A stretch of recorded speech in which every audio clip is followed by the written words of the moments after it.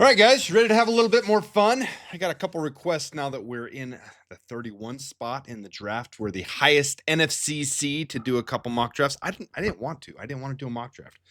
Instead, I want to dissect the roster, the salary cap a little bit more for you guys and kind of lead up to the draft. I'm going to separate these into their own category. You can see that within the channel if you look for the 2026 NFL draft.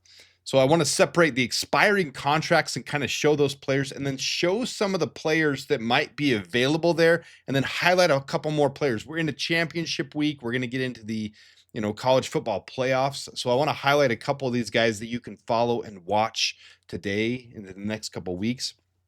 And then as the season ends, then we'll start getting heavy into their stats, heavy into ranking them and kind of showing where they all fit on a consensus big board. I've already shown a bit of the big board. So those who are new to this channel, we do a lot of this. This is a very, it's a Bears-centric channel, but it's also a lot of draft involved in it. And so we're going to jump right into that today and then do a bonus off the players that I highlight. I'll just make a mock draft out of that because I just want to show a couple players where the Bears could be selecting and the Bears needs. So first of all, from the last couple series, you'll see this is on here. This is from what I did before, where the Bears will likely be pitching. Now, this will change. This will change as we get into the offseason. We see who we re-sign and, what needs we end up having leading up to the draft. But as of right now, we're going to need a starting defensive interior, especially a run blocking or a run stuffing one. Starting caliber edge that can rotate with Dio Odengbo, Montez Sweat, Austin Booker. That's the most rotational part of the line. So we're going to need someone else there.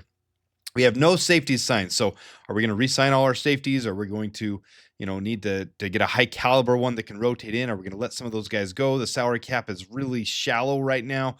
Starting left tackle, is Ozzie Trapillo going to work out and be the starting left tackle? Do we need to get a backup left tackle, someone that can come in and compete?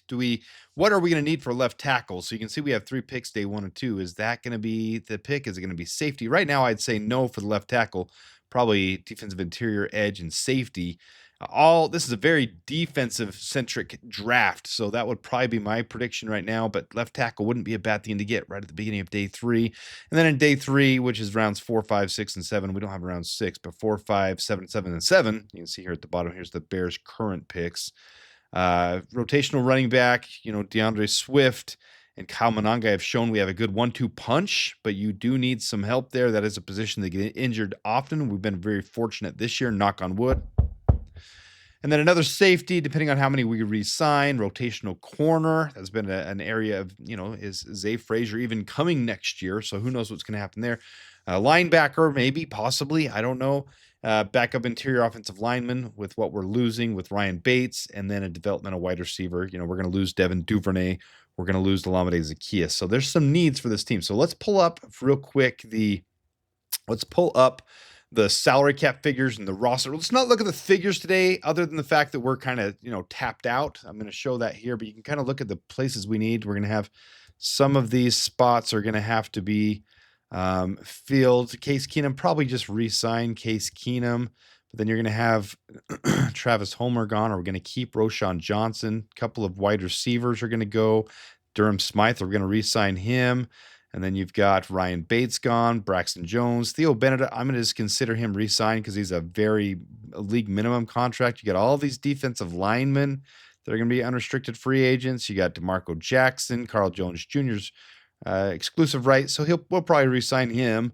So I'll consider him as well. Got to change Jalen Johnson here from injured reserve Kyler Gordon to I hadn't updated. None of the information changes, just hadn't updated them. So don't pay attention to the roster on the right. But all these safeties will be needing to be re-signed. Will we re-sign CJ Gardner-Johnson? Who knows? And then Scott Daly, long snapper, is going to be easy to fill in. So next year, the salary cap's estimated to be at 307. Right now, we're sitting at 299. So we're going to have to get creative as it is. There's not going to be, the point of this, there's not going to be a massive free agent class. We're going to have to restructure just to sign to fill needs as it is. And then, to even sign our draft picks. So we're not going to be signing huge names, but we could make some cap space. We've gone over that already. We can make some cap space by restructuring a couple of these contracts, but we can't afford to go big. You know, if you sign Kevin Byard to $7 million, you're gonna have to restructure some other contracts to do that, and then you still have to restructure some more to get our draft picks. So we're gonna have some minimals. So say we re-sign C.J. Gardner-Johnson, Kevin Byard, Jaquan Brisker. From there, you're really looking at draft picks after that. So there's not a lot to go from there. So let's go over who we have as players on this team that will be returning. And I thought a creative way to do this would just be kind of shallow out the ones that are not under contract next year. So this kind of shows, and this shows how solid the offensive line is right now. As long as Ozzie Trapillo works out, all we need to do is find another rotational tackle, someone that can come in and develop and be another swing tackle, or someone that can come in and develop to be, replace Darnell Wright or Ozzie Trapillo or compete with them or whatnot. And then maybe another center to replace Drew Dahlman, or to just learn from him and be a backup, a late rounder that can develop. Doesn't mean they have to replace, because all five of those guys are going to be here at least the next 2 years after this year. And so that's really solid. Case Keenum, will probably just re-sign him to a vet minimum contract. I don't see us getting, we could go UDFA route, so we'll include that in here because, maybe he doesn't re-sign. He's basically a coach at this point, so it's nice and valuable to have him there, but what will they do? It's not really the most important thing because you have a solid starter and a solid backup. Running back, they'll likely replace Travis Homer, in my opinion, with a draft pick, but that's just my opinion. We'll see what happens. So on that route, here's some of the names that I would be looking at right now. And I'll narrow it down to just a couple. So I'm just looking late round interior offensive line, late round offensive tackle, because we're going to assume Ozzie Trapillo works out. Then we're looking at someone just kind of develop, because good teams continue to bring players in and develop that position. You can let them go if they don't work out, or you can develop them and they can become a stud out of somewhere that you didn't expect, and it ends up being a great pick.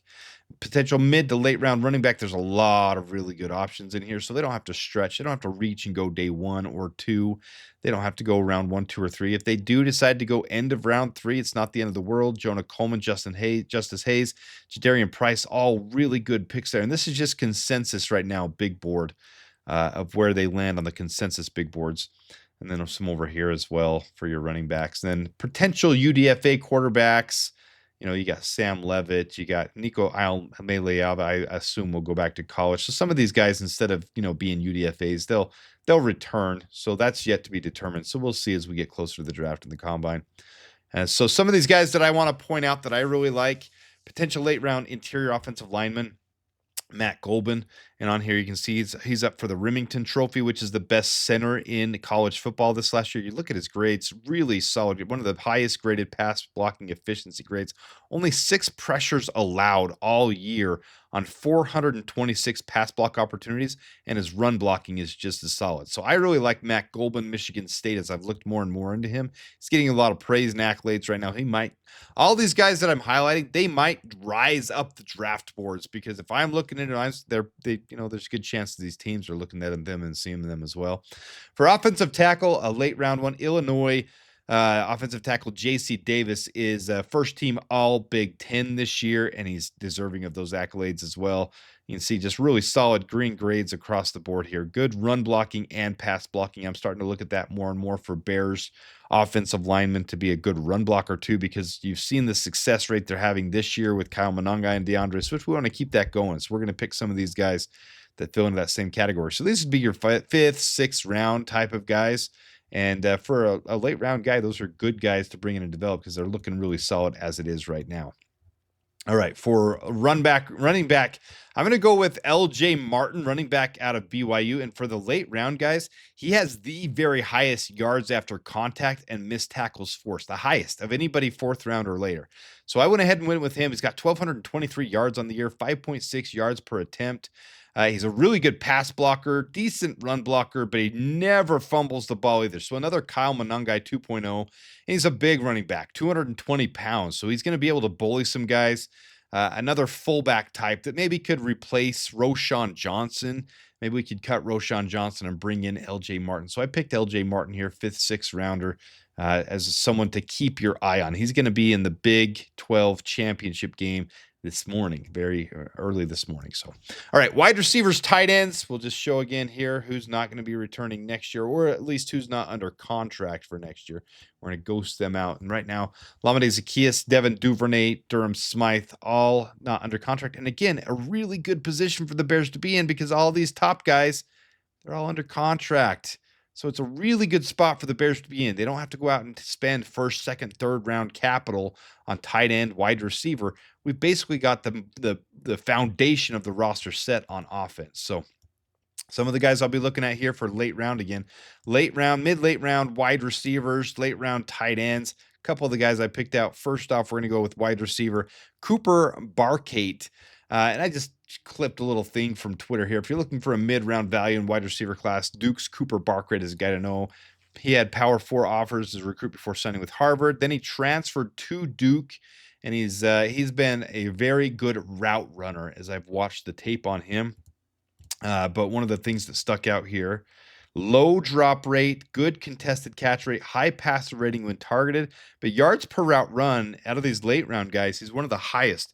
And last year at Harvard, now that's a whole different class of ball. So does that translate? I don't know, but it translated for Duke. His yards per route run 2.48, which is one of the highest of those late round guys. And good stats both the last couple of years. 1,084 yards, 965 yards.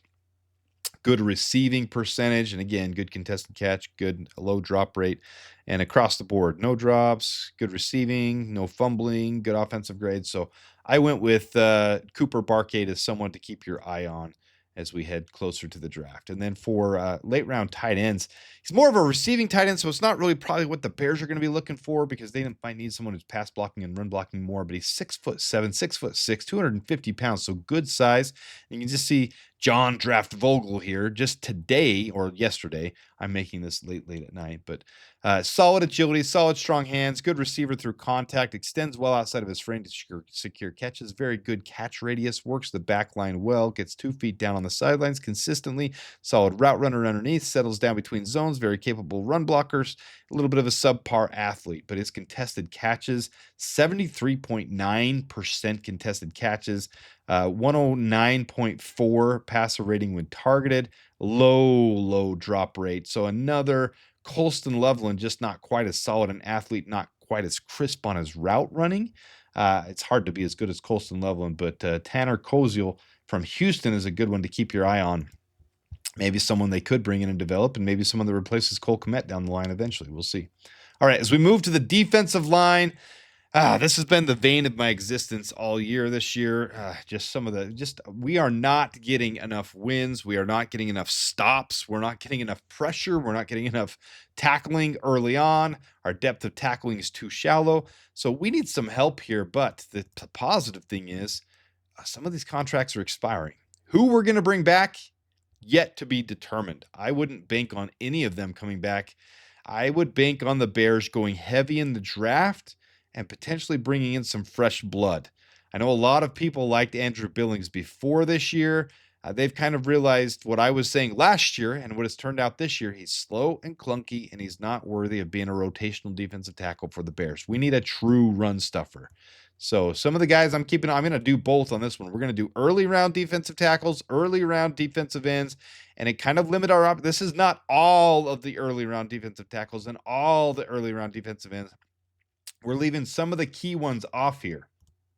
Those who have been following the draft a little bit so far, you'll know that Peter Woods is not there on the defensive tackle list, and then several on the defensive ends. I think the Bears are going to end up too far for some of these top guys. Reuben Bain, probably going to go number 1 overall, depending on who picks first overall. It might be quarterback, or it could be defensive end if they've already got their quarterback. So we'll have to wait and see the draft order. But Reuben Bain, the best prospect in this draft, the most athletic, the true blue chip guy from this draft is Reuben Bain out of Miami. Then you got Kendrick Falk out of Auburn. He'll probably be a top 10 pick as well. You got David Bailey, who when the Bears weren't in the playoff race, I would say would be a perfect fit for the Bears. He'll probably go somewhere in the mid-teen range, as well as TJ Parker from Clemson, David Bailey from Texas Tech, TJ Parker from Clemson. Those guys are going to go somewhere in that teen range. And if the Bears make the playoffs, they're not going to be in the teen range anymore. So right now it's looking like The Bears are going to be somewhere in that 25 to 30 right now as it stands, 31. As a lot of the places have it projected, Draft Tech has us at 29 because they say we'll make the NFC Championship, but we'll lose to the Rams. So we'll just kind of go off some of those projections for now. So here's some of the guys that fall right in the mid 20s to into the third round for early round defensive tackles.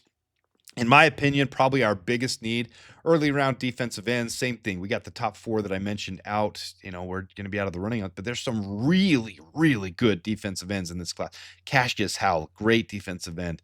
Mateo Ugalele, really good. LT Overton, Zion Young, Romello Height, Derek Moore, all these guys. I mean, they would all make an impact on this team. And we do have, some defensive ends already. So this might not be as high a priority, but definitely bringing someone in would be. But then mid to late round defensive tackles, if we go that route, mid to late round defensive ends. Here's some names for you to keep an eye on as we go into this last little week or two of football and then the playoffs. And I am really, you guys know how much I fell in love with Kenneth Grant and Walter Nolan last year. Caden McDonald is becoming that guy for me, mostly because he has the highest graded run defensive grade, and he's quick and agile and nimble, and he's 330 freaking pounds. I mean, he's a big boy. He runs stuffs, and his stop rate is astronaut. He's the highest rated stop rate as well. 13.6% stop rate is just crazy. To go along with 2 forced fumbles. And an average depth of tackle of only 1.2 yards. So he's the Big Ten Defensive Lineman of the Year, first team All Big Ten by the coaches and media. You can see his grades across the board. He's not going to be your biggest pressure guy, but he will stuff those holes. He will take on double and triple teams, and he would be a monster. So I'm starting to fall in love with Caden McDonald, no matter where the Bears draft in the first round. He might not be there at the end of the first round, but I'm starting to fall in love with Caden McDonald. I think he would be a great pick for the Bears. So for defensive ends, I'm going to stick with Derek Moore here. I really like Derek Moore the more and more I watch him. He's got some cleaning up to do. There's some things, but he's a pretty solid all-around defensive end. Someone we don't have to take in the first round, maybe not even the second round, but he's got a lot of sacks, a lot of pressure rate. He gets to the court, and his pass rush win rate is really high as well. So Derek Moore out of Michigan is someone I would keep my eye on. He might climb the boards a little bit, but I like him if he's there in the third round for the Bears. And then late round defensive tackle, I'm going to go with Chris McClellan, who's also good at stuffing the run. Across the board. He's a pretty balanced defensive tackle. He's not up to the level of your highest rated ones, but he gets good pressure, still good stop rate, low missed tackle rate. And across the board, he's just a very balanced defensive tackle, also 320 pounds, good sized. So he's one that I would keep my eyes on as well out of Missouri. I like Chris McClellan, and I think he's going to be climbing boards. All these guys, like I said, but we're going to go off of where they are right now for our analysis. And then for edge, 6'6", 255 pounds. Will Held fits the size and the build. And just lean athletic freak as well, and also a very just solid all-around 10 sacks. I would expect him to start climbing boards as well because he's a very well-rounded defensive end. And 238, I don't think that's going to hold firm. But if he does, that's a good late-round option for Dennis Allen. We'll see as the process goes through the Senior Bowl, through the Combine, and as we get into interviews and stuff like that. So, all right, defensive backs. This is going to be an area... this is going to be an area that might cause a little bit of frustration for me because you can't have complete turnover on your safety room. 4 safeties, none of them under contract. Technically, C.J. Gardner-Johnson is a safety as well. So 5 safeties, none of them under contract. Okay, so there's got to be something that happens with this team. And, other than Kyler Gordon, Terrell Smith, Jalen Johnson, Tyreek Stevenson, Zach Frazier, and Josh Blackwell, we're also missing some of these key guys. Nashawn Wright was a big part of this team. Will we re-sign him for a cheap contract? Will he get a big payday somewhere else? If he does, if he gets a huge payday, then we're probably going to get a comp pick, which would help us out with some of our needs. So there's some things to happen here. So there's your ones that are grayed out. They're going to be not under contract as of now. I think the Bears have to go the route of re-signing at least your main guys over here, possibly all 4 of them. I think you need to bring new lifeblood in. You can't have the same issue happen as this year and continue to have every contract expire. So you need to draft a couple safeties, in my opinion. Re-signing Jaquan Brisker, re-signing Kevin Byard would give consistency on this team, so I'd like to see them do that. But let's look at a couple of the names. Did I go too far too fast? I did. I didn't give you a whole list of names. My bad, but that's easily fixable. So here's some of the names I'm going to keep my eyes on. Early round safeties, it's really Caleb Downs in the first round, top of the draft, probably top five, top 10 safety, really a blue chip generational talent. After that, these are really your next guys. You got a big gap between them, and there's some good safeties in here. So if we're going to go early round safety, we could go second round, third round, and really get a good safety. Mid late round safeties, there's also a lot of really good names. Really high potential guys. And then here's your cornerbacks. If we're going to go cornerback as well, try to restock the cornerback room. So as you probably saw, because I spoiled it just a little bit, I got AJ Halsey, who's going to fall right in line with the end of the second round as it stands right now. These things can change all the time, but you can see one of the highest defensive grades, one of the highest coverage grades. I low NFL passer rating when targeted. Yards per reception is decent. His receiving percentage against him, not bad. A forced fumble. Really good option at safety and a good sized safety as well. So I like my good sized safety. I was had 0 penalties this year as well. We're going to look at later round safeties. I'm going to go with Isaac Smith. Good coverage grades, good run defensive grades, good tackling. NFL pass rating of only 14.6, 4 pass breakups to an interception, no touchdowns allowed against him for Mississippi State. So he's a really good option. And then at cornerback, I just kept seeing over and over Devin Marshall's name on everything I saw. You can see some of the things from Twitter I snipped here from this Cam Miller who covers ACC football. He just constantly highest graded regular season ACC cornerbacks, fewest yards allowed, lowest catch rate, most forced incompletions. You can see 13 pass breakups on the year, low NFL passer rating when targeted, good coverage grade, good run defensive grade, good tackling, also good sized cornerback. So I like Devin Marshall. That'd be a 5th, 6th rounder if we end up going cornerback route in the 5th, 6th round. All right. Last and certainly not least, we got the linebacker room. And because Carl Jones is a exclusive right free agent, I think we could exercise that. So either way, you might want to replace. I think personally we'll probably just re-sign DeMarco Jackson. He has experience with Dennis Allen in Louisiana, in New Orleans. And now he's with us, and he's filled in really well. I mean, we had TJ Edwards, Tremaine Edmonds, Noah Sewell out. DeMarco Jackson had 15 tackles in that first week, 10 solo and 5 assists. So I think we'll go that route. But if we're going to look at these mid to late round linebackers, one of the ones I like is Amari Campbell. If we're going to go way late round, someone you can develop like a Carl Jones or like a DeMarco Jackson, someone you can develop. Good grades across the board. Not going to go too deep into Amari Campbell at this time, but he's a middle linebacker, and he'd be someone that you could try to develop with one of those 7th round picks. So there's the expiring contracts, and there's some names you can keep your eyes on. So I just decided to just out of those names to do a little mock draft and show how it could help the Bears. Caden McDonald's become my favorite 1st round pick. So I'm going to go with Caden McDonald in the 1st round. AJ Halsey, safety out of LSU to help our safety room. We'll go with him in the 2nd round. Derek Moore, edge from Michigan. We're going to go with him in the 3rd round. And then this is a typical thing of Ryan Poles to do to extrapolate a little bit more value. We're going to trade back with that 4th round pick. And I just picked Carolina so we could milk Carolina again. I just thought that was kind of fun. So we traded 129, and this is trade value equivalent. 129, they're going to give us 155 and 195. So we're going to pick up 2 picks for our 4th rounder, a 5th and a 6th rounder. And with the 5th rounder, we're going to pick up J.C. Davis, the offensive tackle out of Illinois, to help have some competition.